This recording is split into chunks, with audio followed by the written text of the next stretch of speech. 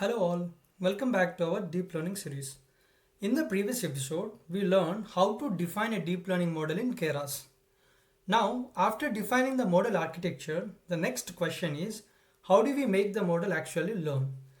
This is where two important steps come in. In this episode, we will focus on these two steps, compiling and training. Let's get into it. Let us start with model compilation.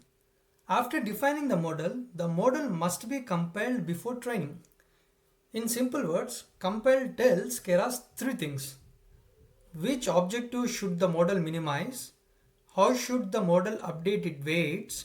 And how should we measure the model performance? In Keras, the syntax look like this. Model.compile, and we have to define optimizer is Adam.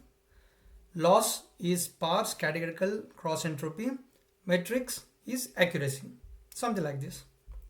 This is one block of code is very important. Let us break it into three parts. The first compile setting is the optimizer. An optimizer decides how the model parameters are updated to reduce the loss. In a neural network, parameters usually mean weights and bias. During training, the model makes a prediction, then the loss function measures how wrong the prediction is. After that, the optimizer updates the weights in a direction that reduces the loss. The general gradient descent update is shown here in this equation. Theta t plus 1 is equal to theta t minus eta delta t j of theta t. Of course, it's intuitive, but let's make it simple slowly. So theta t means the current model parameters at training step t. These parameters include weights and bias. Theta t plus 1 means the updated parameters after one training step.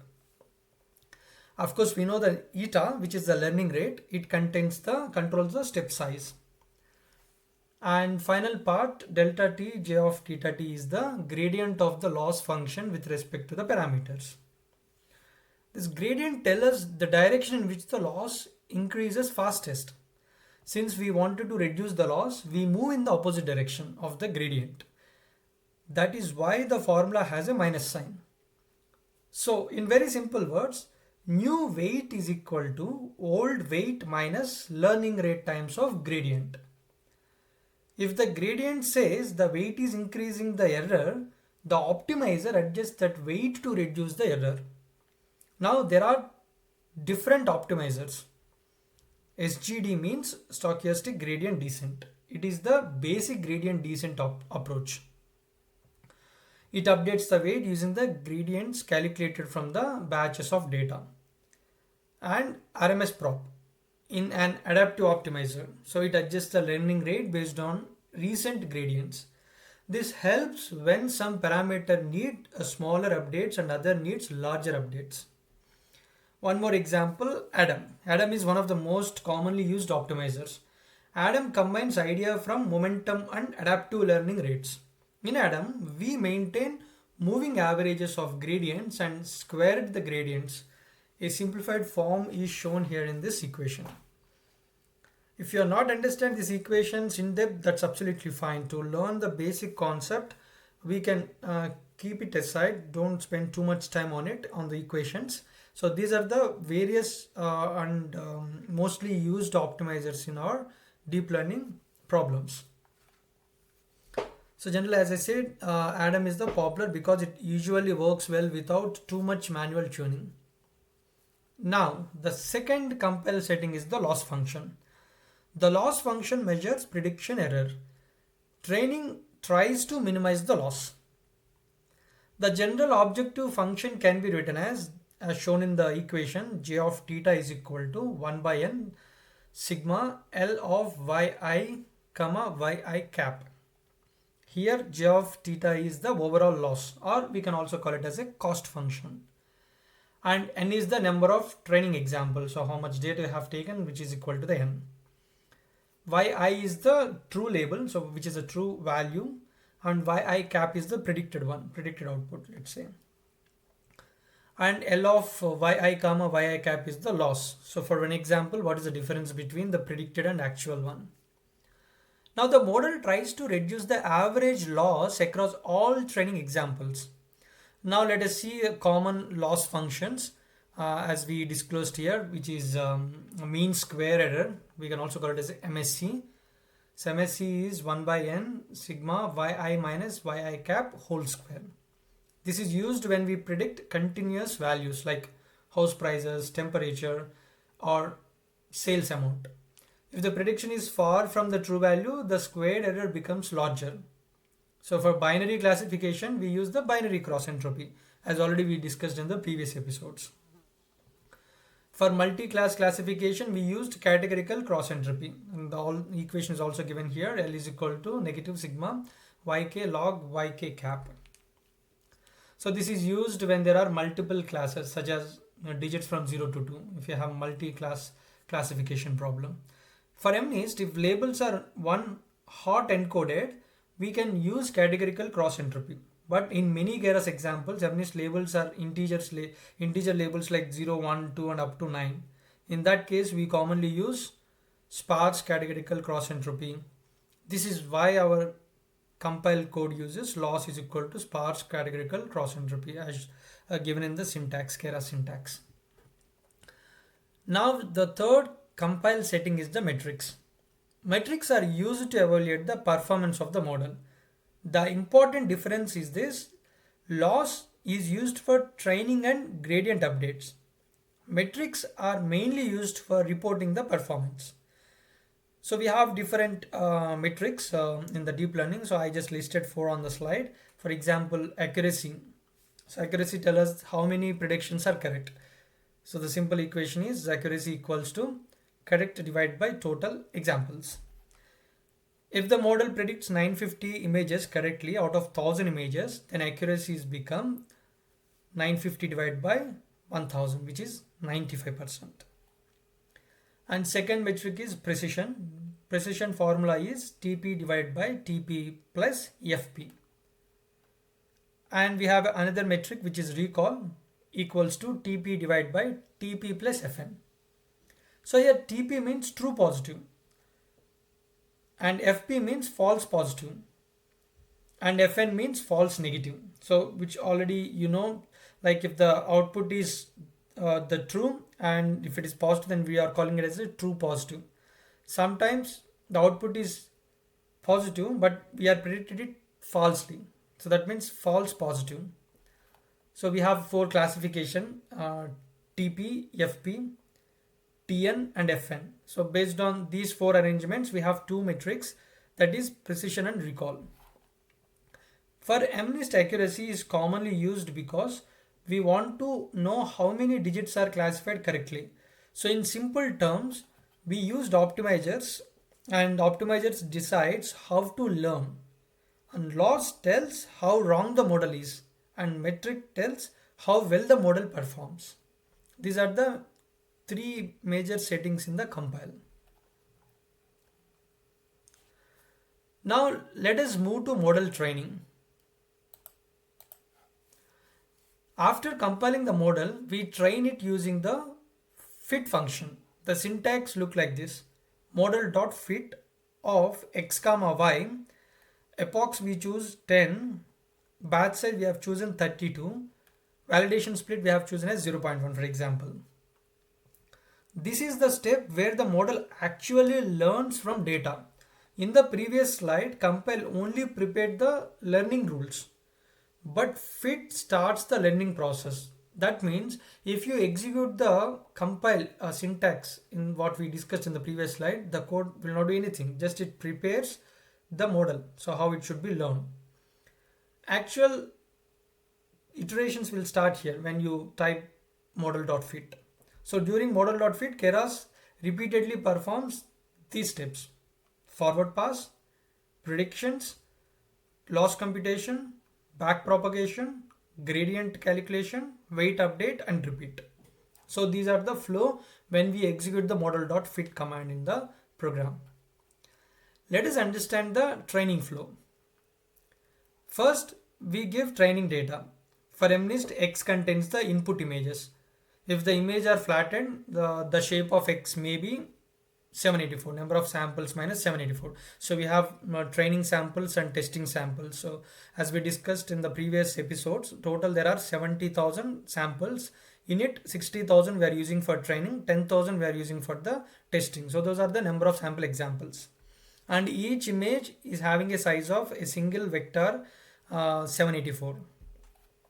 That means each row is one image and each image has 784 pixel values. Next, the Y contains the labels. For example, if the image is digit 8, then the label is 8. If the digit is 9, then the label is 9. So, X is the input data and Y is the correct answer. Now, it will repeat all mini batches for the sequence what we discussed, like forward pass, it will calculate the predicted value. Batch loss, it will calculate the loss between predicted and actual one. Then gradients will do the differentiation to update the calculate the gradient values. Then it will go for a back propagation and update the values, and this iteration will keeps on continuing. Now let us understand the epochs. An epoch means one complete pass over the entire training data set. For example, if you have 60,000 training data, so these 60,000 images will pass through the model. Then one epoch is completed. So for MNIST, one epoch means the model see every training image once. And here we set epochs is equal to 10 in the syntax. So it means the model goes through the full training data set 10 times. So each image passes through this model for 10 times. More epochs give the model more chances to learn.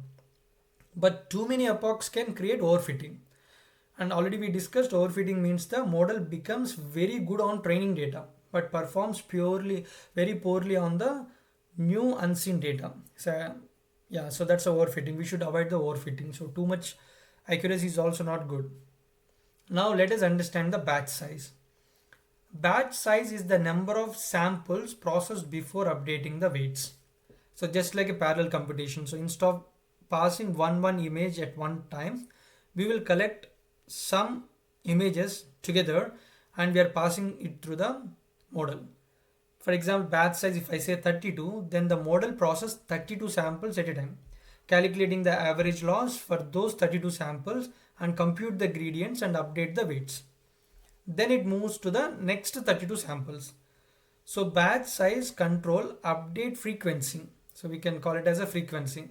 Number of cycles, how much we are running it on the model.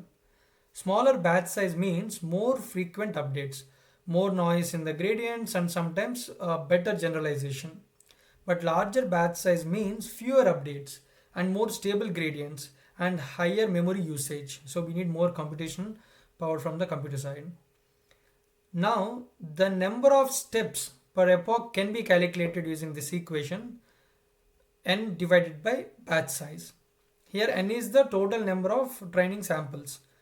So in our MNIST example, we have 60,000 training images, and if you choose the batch size is 32, then the model needs around, it will pass through around 60,000 divided by 32, approximately 1875.